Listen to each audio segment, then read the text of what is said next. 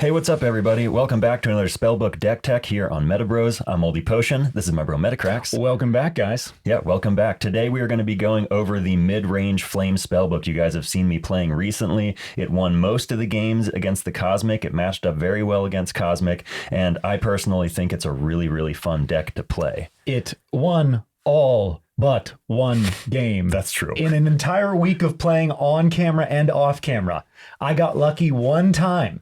And it's because he didn't have a beastie in his opening hand, and he didn't get one until like turn 3 or 4. Yeah. Otherwise, this deck is doom. Yeah. At least when you're playing Cosmic. And I wanted to try Cosmic because the aliens, the lizards, getting to bookmark the beasties or actually go search for them, even better than bookmark. But it was just a little too wide. It like thinned itself out, kind of diluted its power. And unless you get that early advantage, like we've talked about many times, it doesn't do much. Yeah. So I'm actually jealous because I'm normally the flame guy. And suddenly you were piloting something that was totally my style and stronger than ever. Right. Now that BBQ Sam, Father Sam Revolutionary, he is now accessing the fourth wall effect that gives him fleet and unblockable. It's pretty absurd. It really is. I know it almost feels cruel playing the spellbook because it's like what you wanted the Flame Spellbook to be before. And then you add explosions to that, which is an incredible spell. And oh my God, Wood Devil of that. What is even happening? And Hell's Gate and Iowa Dragons.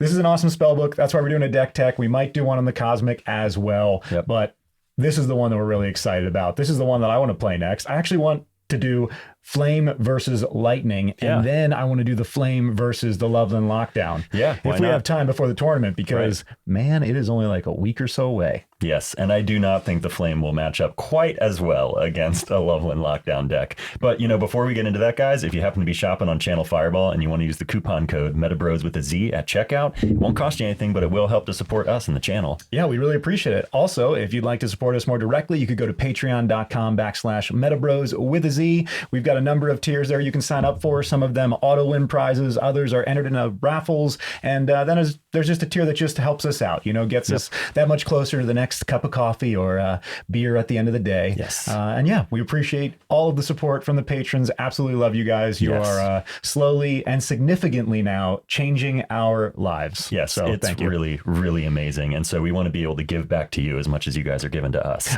Which reminds me, I don't know if it's going to be too late by the time we post this, but we are doing a giveaway this weekend for our 1,000 subscriber, achievement. And if you go comment on podcast number 12 that says 1,000 subscribers, thank you. You can put any comment in there and you'll be entered into the giveaway. There will be a cutoff. It'll probably be right after this video is posted, and then we'll do some box openings, and a couple of you will get shipped some free product as a thank you for helping us get this far. Pretty exciting. Okay, let's get into all these pages, bro. Okay, so this is a mid-range Flame Spellbook, which means that it basically operates around two concepts. One, a lot of removal, because I don't want my opponent to take arena control early, so I'm playing a ton of spells. And then secondly, you have a few select very powerful beasties, and you're hoping that between the two of those factors, you can hold down the game. I'm not trying to be difficult. You have all the powerful beasties. Okay? Yeah, but it's not that many beasties compared to the Cosmic Spellbook. Like I said, I'm not trying to challenge you. I'm not trying to be a dick here. But this is like the ideal spellbook. You have all the powerful beasties. You've got flyers. You've got beasties that deal indirect direct damage, if you know what I mean, with the coal miners. You've got Iowa Dragons that are burning beyond the cap of burn. Yeah. They're all value beasties for sure. Both birds and then Father Sam plus Hell's Gate. Yeah. It's a living hell to play. You feel like you're being consumed in the flames of your opponent. They are all high value beasties. I'm not trying to say they aren't. They are absolutely. That's why I chose them. They're just my favorite. There's just only 9 of them in the whole spellbook. Only 9 of the most powerful plus Wood Devil, who normally, and none of them are cheap, guys, except Wood Devil. So you happen to get out normally like 6 aura on the second turn. Yes, it seems to work out. Through the aura artifacts. All right, let's get into the spellbook. I'll shut up. So we'll start with the boring stuff. I'm running 8 Flame Aura, then I'm running 2 Unending Fire Crystals and 1 Kindling Starroot. That is my resource center right there. So total, we have 11 resource cards, and ideally you will have one aura and one artifact in your hand that opening turn so that you can be most of the way towards summoning in some of these big beasties. Then of course I run 2 bookmarks. I run a New Year's New Beginnings, especially because this spellbook, like lightning, tends to burn through its cards, so you don't normally have a lot of cards in your chapter, which makes it all the better to play New Year's New Beginnings, which causes you and your opponent to throw away your chapter into the cemetery and bookmark 7 new pages. Works great against water, especially because they tend to be holding 10 cards sometimes or more. Yeah. Also Powerup Red, of course, it's a beastie based spellbook, so I want to be playing Powerup Red because that will end the game. Powerup Red, aka pretty much game. Also 5 lightning in a bottle, because once these beasties come out, you just want to do damage as quickly as possible with them, especially things like Headless Coal Miner with those effects. We'll get into that in a minute. And then I am running a full playset of Unholy Fire. Oh, I'm sorry, I skipped one. Skip one just because of the cost difference. Sorry, my brain processes Unholy Fire is like the cheaper one. My OCD is freaking out right now. Okay, Explosion. We'll do Explosion. We've got 4 Explosions. That's a full playset. That costs 2 Flame Aura. This is the best flame spell in the game right now. You get to deal 50 damage and burn to one beastie, 10 damage and burn to another beastie, and that can be the same beastie if you want. You lose 25 life for casting the spell, but guys, this spell is amazing. If you watched our games, you've seen many times I will drop the 50 on a beastie, and then I'll use the 10 on one of my own sleeping beasties to deal them 20 damage and wake them back up.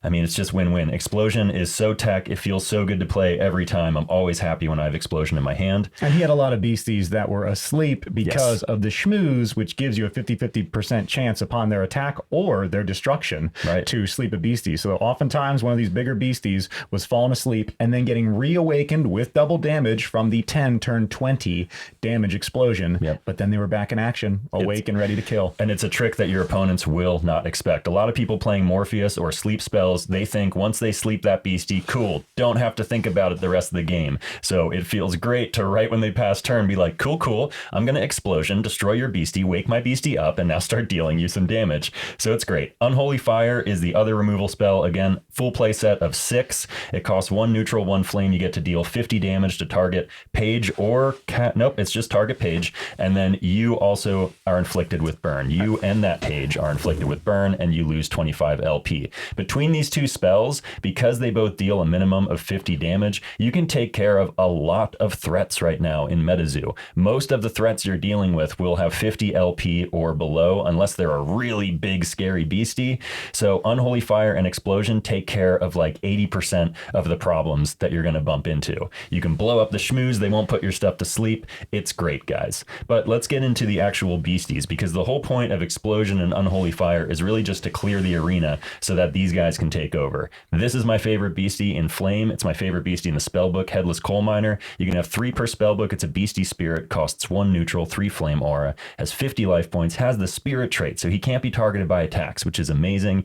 He swings for 50 base damage, but he gets plus 25 damage from coal, which is a 4th wall item on your list, so he's swinging for a minimum of 75. If you get out the Nighttime Terra and the Mountain Terra, which I'm not playing in the spellbook, but they both add another 25 onto his damage, so he can be swinging for up to 125 damage if you have all those Terra active. Now, the cool thing with Coal Miner is when you contract him, you create those dynamite tokens, which are 10 LP flame artifacts that when they're destroyed will deal 20 damage to target caster, but also on his fiery pick attack, there is an attack effect that blows up the dynamite tokens when you attack with him, and for each of those dynamite tokens, you get to deal 10 damage to each target opposing beastie, which is amazing. It's basically a wipe in a beastie, and this is one of the main reasons you need to be running the lightning in a bottle, because if your opponent has gotten ahead on arena control, if they have gone wide, let's say they're playing light elementals and they've just got a ton of those stained glass tokens going, you can pop out a Coal Miner, lightning in a bottle him, swing right away, pop those dynamite tokens, and you'll be dealing 20 damage to every beastie in the arena. Goodbye light elementals, goodbye stained glass tokens unless they've buffed them. It works great. It kills every single ding bell token in one attack. It is nasty, which is actually why you're seeing I'm not running Tiny Island in my side deck here. I'm relying on the Coal Miner to basically be 3 wipes throughout the game. I always save a lightning in a bottle in my hand for when a Coal Miner shows up, so boom, I can just initiate that wipe right away. Moving on, we have the Iowa Dragon. New dragon in the Wilderness set. Also costs 1 neutral, 3 flame aura. This one has 65 LP. He has flight, which is great. Puts him out of range of a lot of beasties. He has a 20 damage bonus from the Desert Terra, a 15 damage bonus from the Ground Terra. When you contract him, you get an auto 25 damage to target opposing caster. You inflict that caster and their beasties with burn. Again, this is great. You can blow up every Gumbaroo in the board with 1 beastie. You just contract Iowa Dragon, all the Gumbaroos are dead, because if they're inflicted with burn, they explode. Also, just putting that burn out there slows down tokens, slows down decks, it buys you some time, and the fact that he swings for 50 base damage, inflicts 3 burn, and if there's already burn on the primary defender, you get to increase the burn by 2, means that you can sometimes keep casters or beasties locked down, basically permanently burned that game. So every time they decide to attack, they're going to lose 20 LP, and it just gets nasty. Yeah, in the last game, I killed an Iowa Dragon who had me already at burn 8, and I didn't count down to 6 before he had another Iowa Dragon out there who reburned me beyond the 6 up to 8. So yeah, pretty much the entire game I was burned, regardless if there was an Iowa Dragon around or not. Yeah, and good luck playing a Ding Bell deck when you, the player, are burned, because every single time you attack with those tokens, 20 life, 20 life, 20 life, it all just disappears. It's a great strategy. Next, the classic, my favorite dragon, the Piasa bird from Cryptid Nation. Of course, costs 3 flame aura, 90 LP, has flight, gets the 50 damage bonus from the Desert Terra. Not playing that because he's still really strong. If there's fire within eyesight, his attack gets plus 50 damage, meaning it deals 125 base damage. And while Piasa Bird's in the arena, all flame spells cost 1 less to contract, which means all those Unholy Fires and explosions just cost 1 aura. This guy's crazy. He's such a good card. When he comes out, he's stronger than any of the other dragons in the game. So Piasa Bird can easily go toe-to-toe with Okantos, Cumberland Dragons, other Iowa Dragons, whatever it may be. Piasa Bird will pretty much always come out on top. Love that guy. Next, we'll do the Walmart Piasa Bird, because this isn't quite as good, but it still is a great beastie for 3 flame aura, 90 LP again, flight again, has different Terra bonuses. It gets 20 damage from both the Suburban and the City Terra. When you contract him, you have to roar like a dragon. That's fun. I'm bad at it. You've seen it. Flame Spiral is the attack. It deals 60 base damage, and here's the cool part. It inflicts 6 burn. It inflicts the maximum possible burn that can be inflicted in one attack, which means that, just like Iowa Dragon, if I just hit him once with Piasa Bird, for the next 5 turns, 6 turns, he is going to lose 20 LP every time he attacks. So I love it. It costs 3. Again, it matches up very well with the other dragons. That's why I'm playing it. But moving on, this is my favorite flame beastie, period. I know I said the Headless Coal Miner is my favorite in the spellbook. I gotta move him aside though for Father Sam, because this dude just got better than ever. He costs 2 neutral, 3 flame, 100 LP. He gets a 25 damage bonus from the daytime and a 25 life point bonus from Suburban Terra. If you live in the USA, this page gains unblockable and fleet. This is now a legal variable at tournaments. You can actually put down, they will check your IDs and stuff to see where you live. So Father Sam will officially have unblockable and fleet for anybody playing him in the USA, which is amazing. Freedom Feeding is the attack. It deals 125 base damage, just like Cryptonation Piasa Bird, inflicts burn, and it creates a barbecue token, which is a 25 LP flame beastie that has self-destruct, so you can fatigue it and destroy it on your turn. And if you do that, target beastie recovers 25 LP and loses all traits.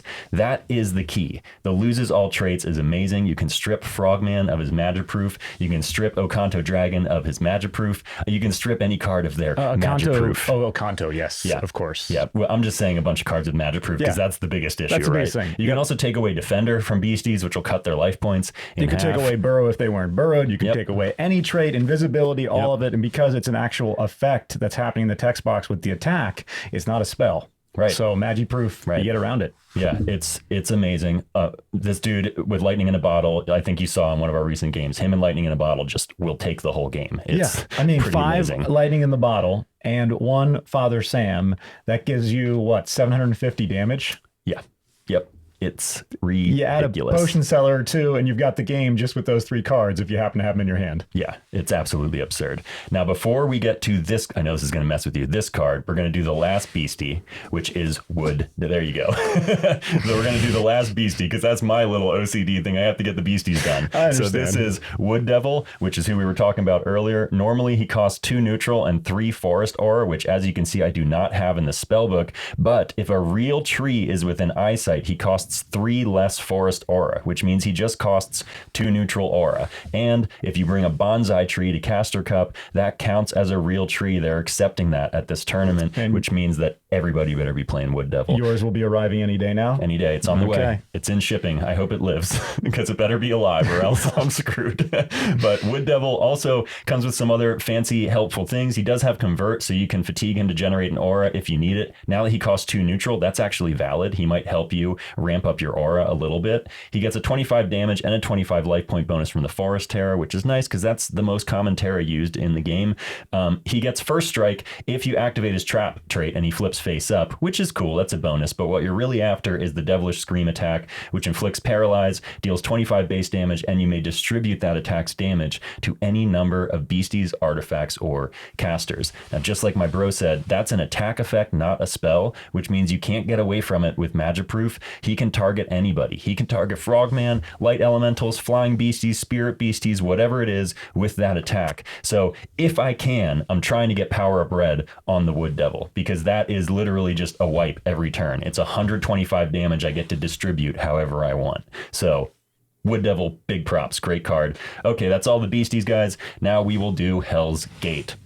This is really like the power card of the spellbook. It doesn't always do the work you hope, but it does make a difference, and it will finish the game faster once it enters the arena. Costs 2 neutral, 3 flame, 100 LP, so it's not easy to remove. Has the Convert, so it will help your flame aura, not that you need any more than 5. And when it's in the arena, you may contract flame beasties from your limbo, and they gain fleet. All beasties you control that are destroyed while Hell's Gate is in the arena go to Afterlife. So ideally, you want to bring this out when you have beasties in limbo already. You bring out Hell's Gate, and then you get to bring them back into the arena with fleet and use all these valuable beasties for a second time. Then you can fatigue it for Portal of Flames, and all flame beasties you control will permanently gain 25 LP, and then their attacks will deal plus 25 damage until the end of this turn. It's crazy. Once Hell's Gate comes out and you get to start bringing back your flame beasties and then making them stronger, raising their LP and their damage, good luck. Good luck dealing with Headless Coal Miners, Piasa Bird, Father Sam, Wood Devil, all these things when they're getting buffed and you have all this removal to keep the other side of the arena clear. That is the main spellbook right there, guys. It works great. I love it. I wouldn't call it aggressive, but it is destructive. You are purposely trying to kill their beasties as quickly as possible with spells, and then whenever you start busting out your beasties, once again, you're trying to save your coal miners so you can get a wipe with them. But with Piasa Birds, you're just swinging heavy and hoping that you can finish them quicker than they can finish you.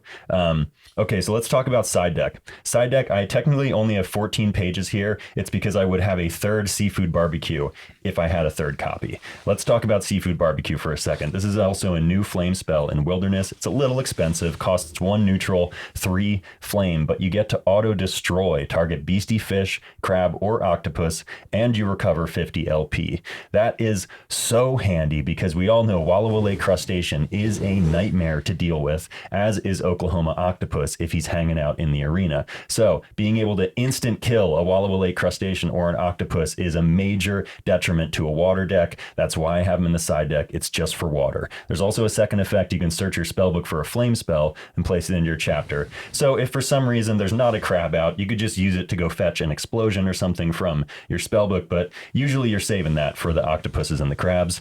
I'm also running 3 Toxic Waters. Toxic Water makes target beastie lose all traits, and it unburrows them if they are burrowed. It's just a great tech potion. It's free, and it makes everything reachable by your deadly flame beasties here. If you have Uncle Sam, Father Sam out there, and you Toxic Water any beastie in the game, he's probably going to kill him in one hit. So it's a great card to have in the side deck. Of course, for Absorb Aura, I always tell people, run a full playset of Absorb Aura, because if you come up against a deck that's going heavy on crystals, you can just totally shut them down. This deck would be pretty weak to Absorb Aura. It would still perform would still work out because things aren't crazy expensive in this deck, but you got to have it because some people go really hard on the crystals. I'm talking like 5-6 crystals in a deck. So be ready for that. Absolutely. If you don't know what to do with a side deck either, if you're not sure, just fill it up with Absorbors, Smoky Spirits, and Toxic Waters, or Anti-Potions. Like these 3 plus Smoky is just a great thing to have in your corner at any time. You might not play them. You might be, better with your original spellbook, but you will definitely be happy to have them if you are facing someone with crystals or Frogman's Out or Bigfoot or whatever with the Terra bonus. Absolutely. And speaking of Smoky Spirits and Anti-Potions, I have started swapping out my Smoky Spirits for Anti-Potions. So this is 5 Anti-Potions here. Technically, it's Anti-Potion Potion, and it is free like all of them, and it's essentially a potion counter. You contract it at any time. You cannot put it into your spellbook with other potions not named Anti-Potion, which is why it stays in the side deck. And if you're going to use it, you have to take out your Lightning in a Bottles and replace them with Anti-Potion. But it will not allow target opposing potion to resolve, meaning that they can't use their Lightning in a Bottle, and then potions with the same name as that potion do not resolve until the end of that turn. So you use 1 Anti-Potion and you can completely shut down the Loveland Lockdown, famous Frog, Lightning in a Bottle, pop, pop, pop, where it just locks each of your beasties down. Lightning in a Bottle, Lightning in a Bottle, Lightning in a Bottle. 1 Anti-Potion would stop that whole process from happening. For that turn. Yes. Yep. But as opposed to needing a counter for every single potion, you just stop it for the turn. Yep. And usually buying 1 turn from Frogman is enough that then you can kill him with your beastie. And if they try to Smoky Spirit, guess what? Anti-Potion. You can just shut down the Smoky Spirit, take out the frog anyway. So I think Anti-Potion is more useful than Smoky Spirits, even against like a Dingbell deck, because if you stop that first Lightning in a Bottle where they're going to attack with the Dingbell and make all the tokens, boom, you just bought yourself a turn. You get to attack the Dingbell. They're probably not playing Smoky Spirits. So I think you guys know what I'm saying. I have moved on from Smoky Spirits. Personally, I think Anti-Potion is better. You can use less of them and get more effect because it shuts it down for the whole turn. And that is the side deck. That's it right there. It's pretty simple. Crabs, crystals, and frogs. That's basically what the thought process is for this spellbook. Yeah, just giving you an answer for everything that's basically overpowered in the game right now, or what people are facing a lot and losing to. Absolutely. I love this spellbook. I want to play this, like I said. So I think this week I'm going to start piloting this. Like I mentioned, I'd like to go through the Lightning again. Yeah. We might want to play them, but really, what are you going to face the tournament? Probably water. Probably. We can do some more testing with water. Why don't you play water? I will. Yeah. I'm still, as of right now, undecided on exactly what I'm playing, but I will tell you guys I'm leaning towards water. It's not just because it's been the top deck thus far. I actually love the water aura. I love how it works. I've always been a player who appreciates extra draws and appreciates being able to use beasties that are protected, have a lot of protective traits, and that's what water's all about. These beasties who are protected and they deal serious damage and they give you extra bookmarks. So I'm leaning towards playing water, but I am waiting on some Loveland mailman to show up, so I feel naked until they get here. Oh, okay. So maybe, I don't know. Well, we'll see. I can do some proxies. Yeah, that's true. We can always do that. Yeah. Whatever you want to play this week, I'm down. It's really up to you because you're the one preparing for the tournament next week. Yeah. We should do some more testing. I'd love to see how this played against water, because my initial thought is not very well, but if you side in the seafood barbecues and some toxic water, it could play very well. You know what? I never played the torrential deck, so maybe I'll play water again. But if I end up losing to Flame for the 2nd week in a row, I think you should play Flame. I think you'd be happier with Flame. I think I'd be happier losing with Flame because that's what I'm used to. Yeah. So, all right, maybe we'll do that. Either way, guys, that's the video for today. Once again, if you happen to be shopping at Channel Fireball and you feel like supporting us, you could use the code MetaBroz with a Z at checkout. Doesn't cost you anything, but it does help us out. Absolutely. And big shout out to our patrons. We love you guys so much. You guys are amazing. And if you'd like to support us, you can go to patreon.com/MetaBroz with a Z. Sign up for any of those tiers, and we'll have another art and merch giveaway coming up at the end of this month. I might be doing it by myself because you might be in our Texas. I think you're right. Yeah. It's going to be a MetaBro show. A MetaBro show. Maybe, how many days are you gone? Is it a weekend? It's 1 weekend. It's like 3 days or something. Maybe we'll double up and just keep content going while you're gone then. That's not that hard to cover. No, I think we can do that. Okay, guys. Once again, made it this far. Thanks for all the likes, comments, hitting that subscribe button. We love you guys, and we will see you next time on MetaBroz. Later, guys. Later, everybody. There, come on. There it is. Yeah.